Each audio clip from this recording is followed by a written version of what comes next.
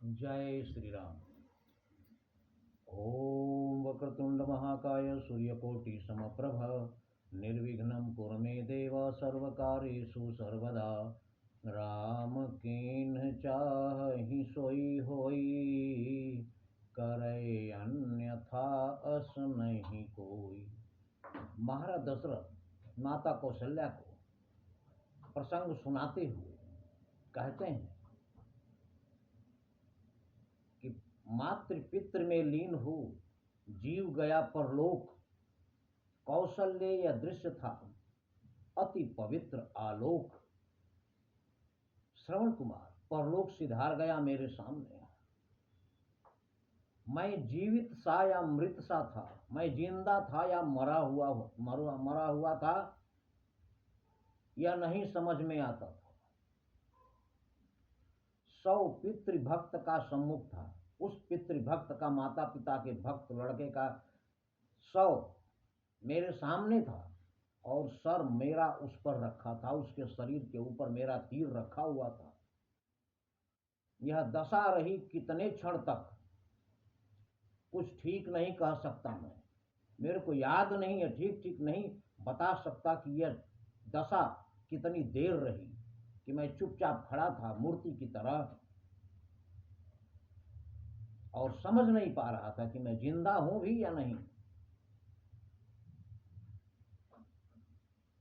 यह दशा रही कितने क्षण तक कुछ ठीक नहीं कह सकता। मैं सुधियाई तुच्छ निवेदन की तो पानी लेकर उठा मैं।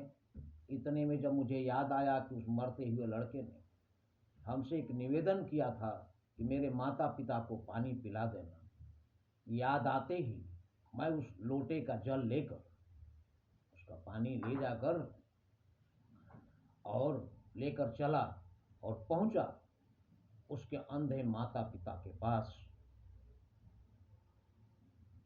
अंधी अंधे के निकट पहुंचा ले जल पात्र। उस जल का लोटा लिए हुए मैं उस अंधे अंधी के निकट पहुंचा। बोला जाता था नहीं, डर से भय से कांप रहा था शरीर। बोला जाता था नहीं, कांप रहा था गात्र। मेरा शरीर थर थर कांप रहा था कि सुनते ही इन पर क्या गुजरी। बोला ही नहीं जाता था। बड़ी मुश्किल से ज्यों त्यों धीरज धर कहा, लाया हूं मैं नीर। बड़े धैर्य धर कर, धीरज धर कर, संभाल कर अपने आप को मैंने कहा कि मैं पानी लाया हूं।